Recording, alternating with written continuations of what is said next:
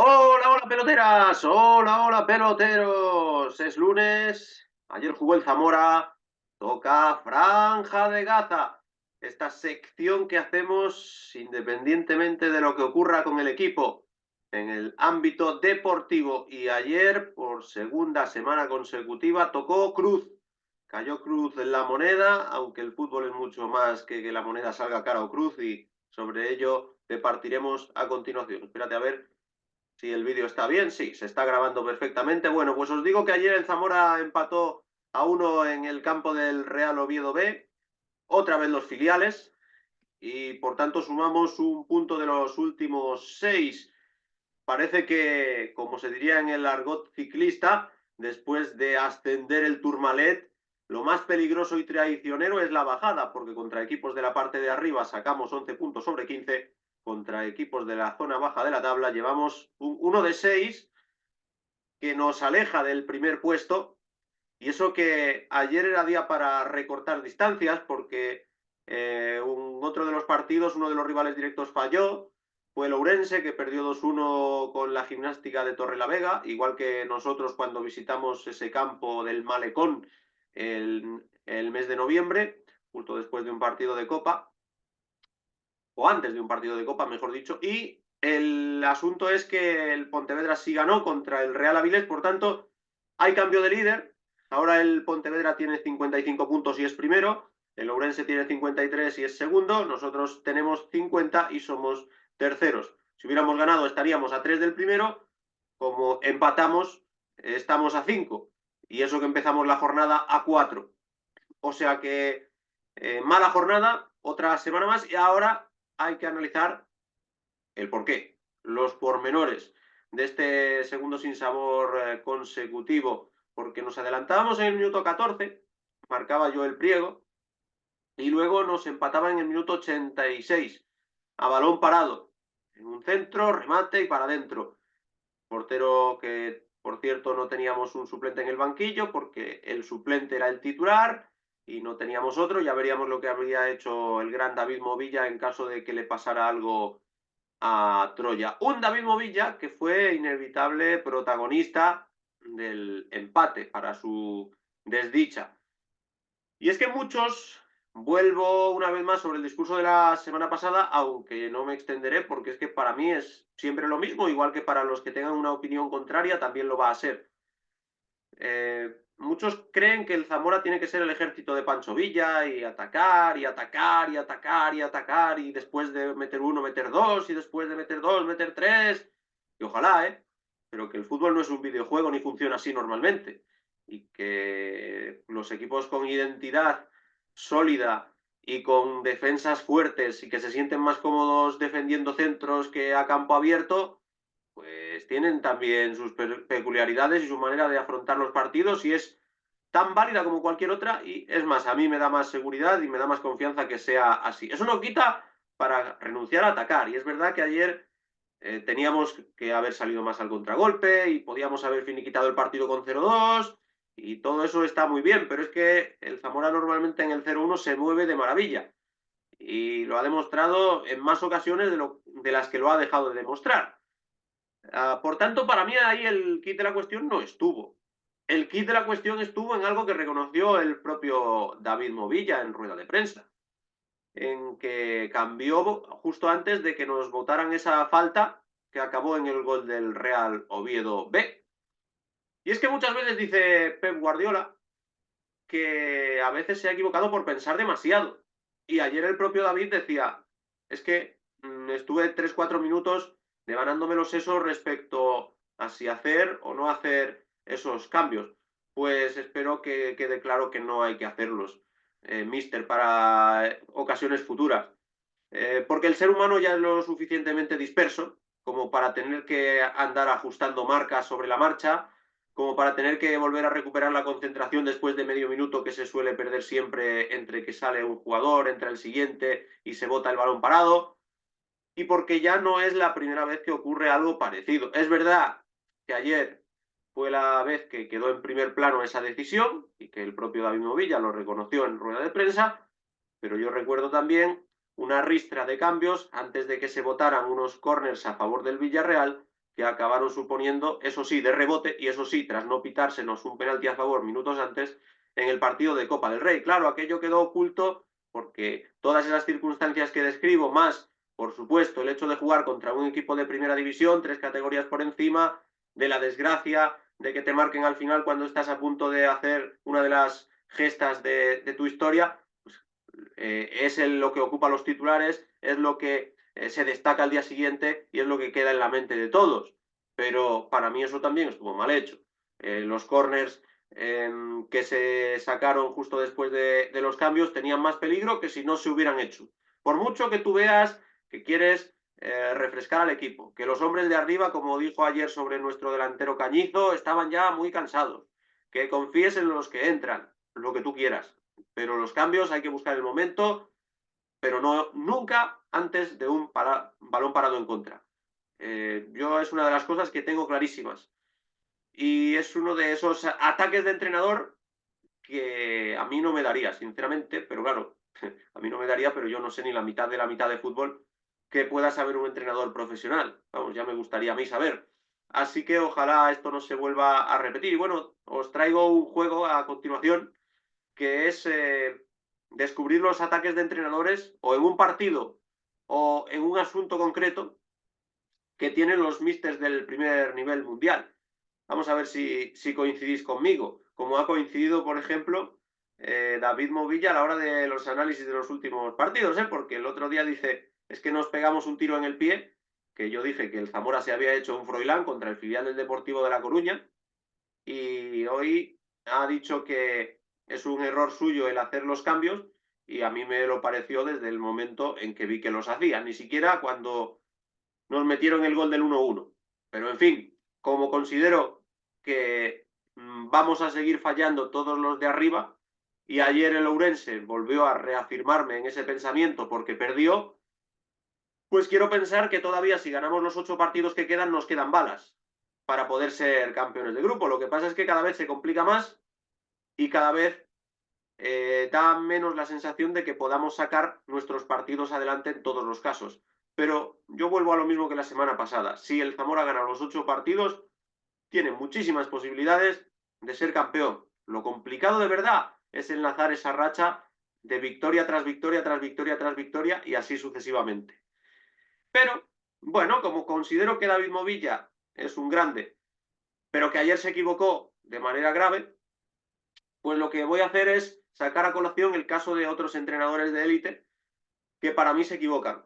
Se equivocan en diferentes aspectos. No tiene nada que ver el defecto de uno con el defecto de otro. Y sabiendo que el primero que me equivoco soy yo, evidentemente, al hacer los vídeos, al expresar tal o cual opinión, etcétera, etcétera. Pero bueno, yo, como soy de dar caña y de buscarle 3 pies al gato, pues le encuentro defectos a todo el mundo, porque ya digo que todos los tenemos.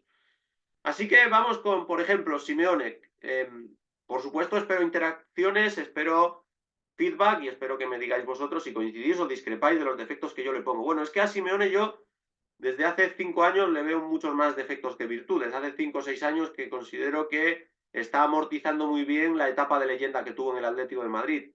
Entonces, como previsiblemente habrá un vídeo después del Atlético Inter, porque ese Atlético Inter me sorprenderá mucho que pase el equipo español y en caso de que avance, pues también merecerá vídeo propio.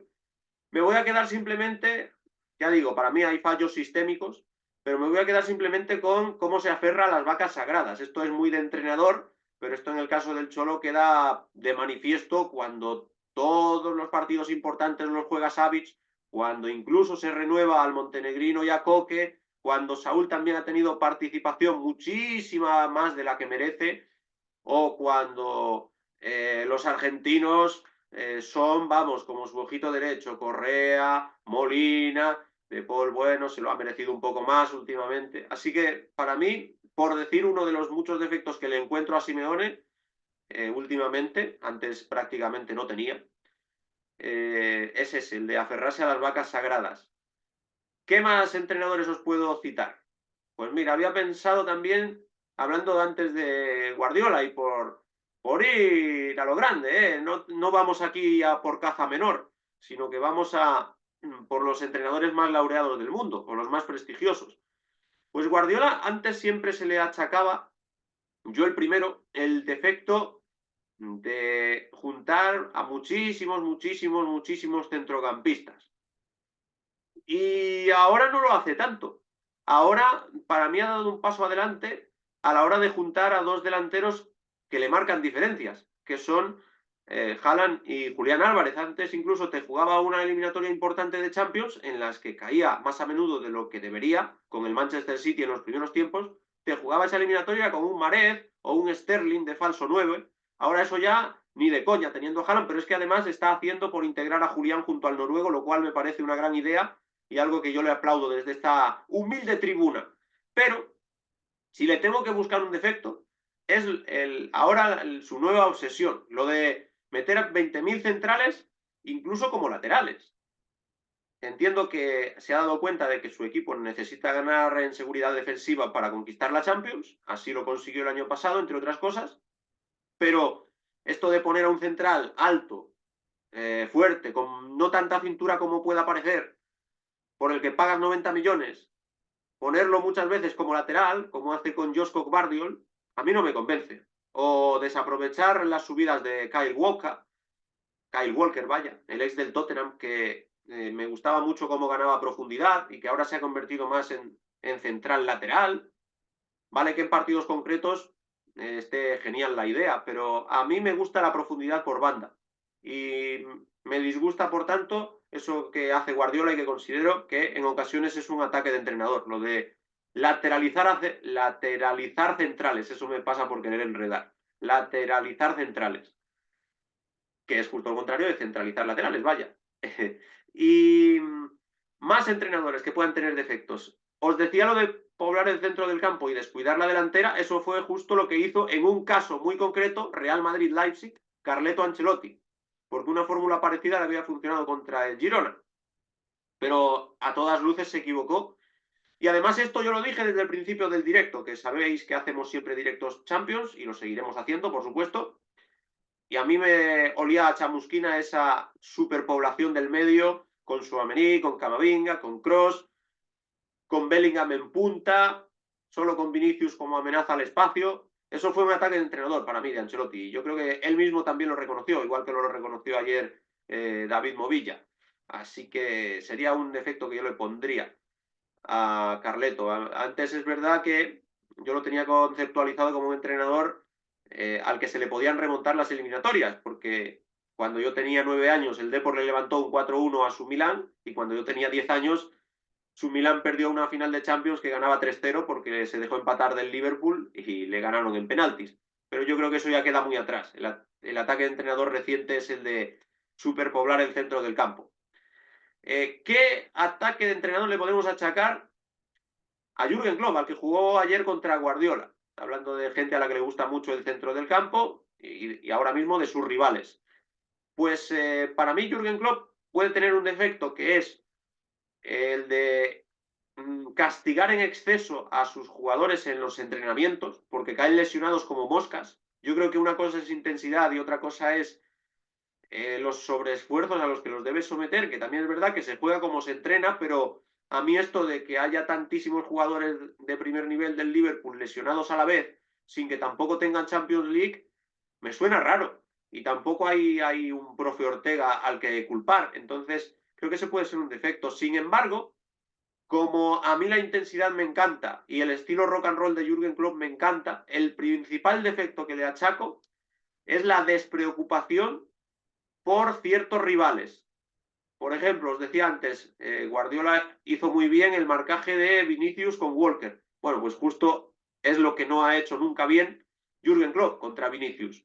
Preocuparse de él. No solo jugar en función de su propio equipo, con Trent Alexander-Arnold, que sabemos que es un cañón para arriba, pero que no defiende un comino, sino preocuparse también del equipo contrario. Para mí, el ataque de entrenador más recurrente de Jürgen Klopp y el que más le reprocho yo en ciertas situaciones es no preocuparse del rival. También es verdad que si tú eres un genio como es Jürgen Klopp, pues muchas veces te pasas de rosca, porque crees que tú puedes condicionar infinitamente más al rival, incluso a todo un Manchester City como sucedió en la jornada de ayer. Más cositas que se me habían ocurrido de entrenadores de primer nivel y ataques de entrenador. Lo de Xavi Hernández. Bueno, esa obsesión por el 4-3-3, es que a mí me parece lo de Xavi más sistémico, más como lo del Cholo Simeone, de no conseguir hacer engranar todas las piezas de un colectivo. Pero sí que es verdad que lo de poner siempre 4-3-3 y rebotarse tanto por el 4-4-2 hasta el punto, yo creo, de renunciar a él, aunque sea enmascarando a un centrocampista en banda que tan buenos resultados le dio el año pasado, pues puede ser un defecto importante y un ataque de entrenador importante de Xavi Hernández. Sin embargo, ya os mencioné un defecto que considero que está ahí como con Jürgen Klopp, y luego el principal. Para mí el principal defecto de Xavi Hernández es que no consigue mejorar a los jugadores a los que dirige. No sé si a vosotros se os ocurrirán casos de jugadores que sea evidente que son mejores después de ser tamizados por Xavi que antes de pasar por sus manos, de manera figurada, claro está. Porque a mí no. Yo considero que Araujo hizo un temporadón el año pasado, pero ya lo tenía eso en el cuerpo, ese temporadón.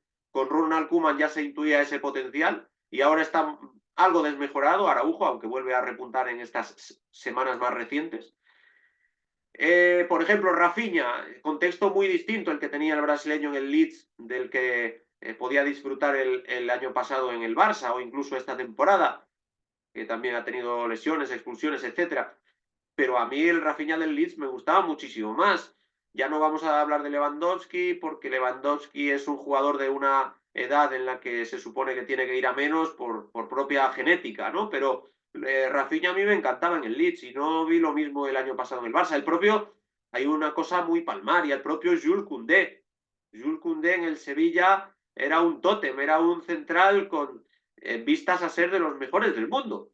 Y en el Barcelona pocas veces ha llegado a serlo, incluso el año pasado cuando el Barça era muy sólido en defensa, con un Christensen también muy destacado, pero el que a mí ya me parecía muy destacado en la selección de Dinamarca y en el Chelsea. Para mí, el principal talón de Aquiles de Xavi, el ataque de entrenador, es que no es capaz de mejorar a los jugadores que pasan por sus manos. Ese sería el principal defecto. Por supuesto, vosotros podéis verlo de otra manera. Y por cerrar con ataques de entrenador y con la sección de hoy, pues uno muy similar, no en forma, pero sí en fondo, al que tuvo David Movilla. Es decir, un ataque de entrenador de un gran míster en una cita muy concreta y que es muy evidente incluso a los ojos de los ignorantes futbolísticos como podamos ser los peloteros de este canal de YouTube. Hablo de Imanol Alguacil en esa eliminatoria de Copa del Rey contra el Real Mallorca, que sí es verdad que tuvo más ocasiones, que sí es cierto que el desenlace fue inesperado y que ese desenlace inesperado eclipsó, como dije antes respecto del Zamora Villarreal, una serie de decisiones muy incorrectas y que se pueden catalogar de ataque de entrenador, que es, en el caso de Imanol Alguacil, quitar a Merino, a Brais y a Cubo con bastante margen de partido todavía por jugar. En la prórroga, antes de los penaltis, se privó de lanzadores, despobló el mediocampo, puso a Turrientes, a Olasagasti y a Sadik, que no daban ninguna garantía de ningún tipo, y además es que lo hizo un entrenador que justo una semana antes, después del PSG Real Sociedad, había dicho de Amari Traoré que para que un jugador de la Real Sociedad se fuera del campo tenía que acabar en el hospital, es decir, tenía que sufrir una lesión verdaderamente grave. Pues en ese Real Sociedad Mallorca, o Real Sociedad Real Mallorca, ni Merino, ni Brais, ni Cubo tenían nada grave para acabar en el hospital. Y bien, motu propio lo retiró del terreno de juego y para mí, junto con las grandes decisiones y el gran planteamiento de Javier Aguirre, eso fue clave para que la Real Sociedad tuviera menos opciones de desempatar el partido antes de la tanda de penaltis. ¿Y vosotros qué pensáis? Decidme ataques de entrenador, o en general, como he dicho yo, de Xavi o de Guardiola, o en particular, como he dicho de David Movilla o de Imanol Alguacil. ¿Coincidís con mis críticas? ¿Le veis algún otro defecto? ¿Creéis que soy especialmente duro con alguno de ellos? Decidme cómo lo veis, interactuad, comentad y por supuesto seguimos ahí con el Zamora a tope. Espero que enlacemos esa racha de victorias tan anhelada pero que se antoja tan complicada, de 8 triunfos en las últimas 8 jornadas. Vamos a por ello. Nadie dijo que fuera fácil, pero nadie dijo que fuera imposible. Así que suscribíos, dadle like, comentad. Nos vemos pronto. ¡Aupa el Zamora! Y hasta la vista.